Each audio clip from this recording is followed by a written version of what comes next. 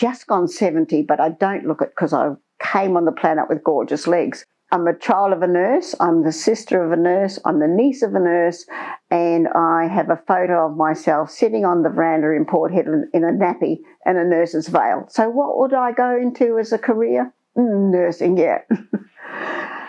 I've nursed most of my time in the bush. I did my training at Princess Margaret, and paediatrics is the area that appeals to me most, although it takes a hole in my heart quite often.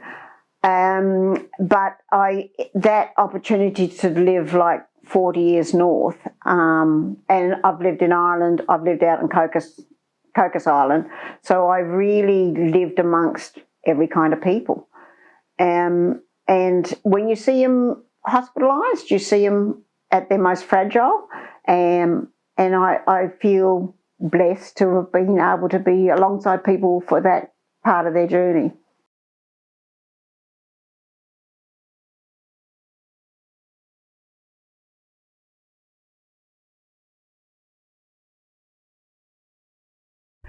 So I didn't choose her so much as they chose me.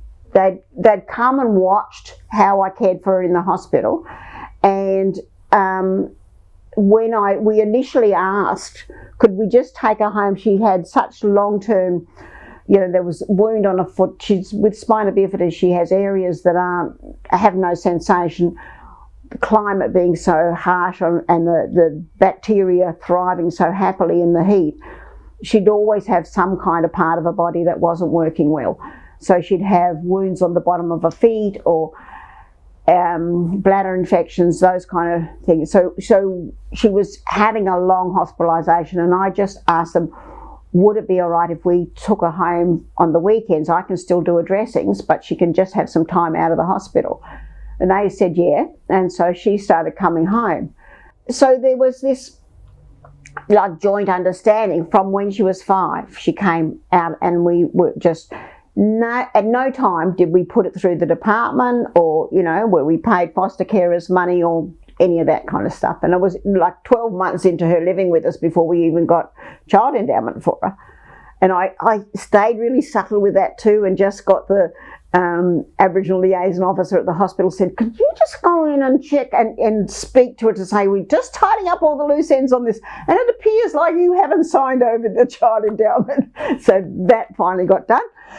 But I didn't want there ever to be bad blood between us. I've always wanted it to be, and it's a big ask for her to have the expectations that we would have of her in our, especially to keep her healthy, and the expectations when she goes to the family where they just let it, and didn't regularly feed her, and all the things when you haven't got a functioning gut you need to have. You need to have regular meals. She hates having breakfast.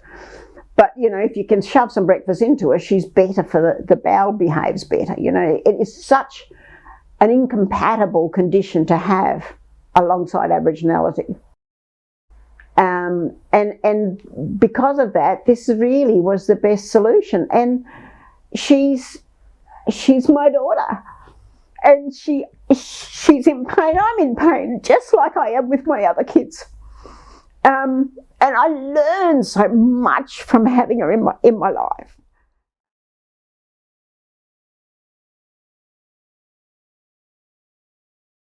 What I will say is the idea that because you're further away from services that you should be able to accept less, particularly in the therapy focused kind of stuff. Like for my daughter, it was deemed that there was nobody interested enough before she came into our care to go with her down to Perth and get a proper set of AFOs fitted and made right for her. So they got a physio who didn't really know. It's a very fine art to get a foot that can't feel put and safely into a support, and then send these plaster casts in the mail, stamp on them, and then when they came back, they'd made them so that they didn't come beneath the ball of a foot. And then they wondered why she wasn't wearing or why they weren't being used. This judgment call that if they do something expensive, it's not going to be validated. you know, and then anything that is done needs to have a simplistic way of being used. So the handover and then the ongoing support for the use of anything that's being done. Small communities too nurture people well. And what I would say to therapy focused people is listen to the people that live full term in the small communities. Don't take notice of the person who's just got this appointment, 18 months ago. They don't know.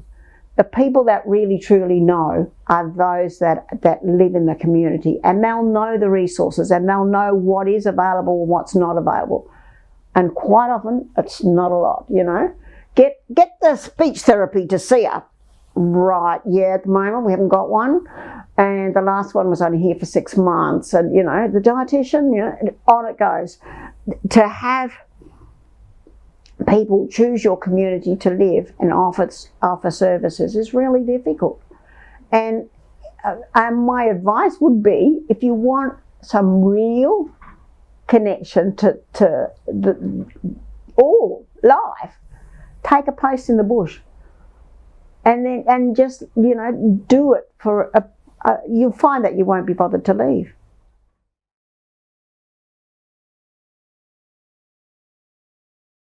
People say to me, "Oh, you're really good with Aboriginal people." I said, "No, I'm not. I'm just good with people. I love them." And I don't see, and everybody that I come across, I see them for who they are. Because you don't know what their backstory is. And everybody's got a backstory. So the better thing to do is find out more about them, find out who they are. If you've ever come across somebody and had an effect on your life, you might have forgotten it, but they will remember you. I have had a woman that I looked after when she was young, and she found me in Headland after me looking after her in Carnarvon years and years back.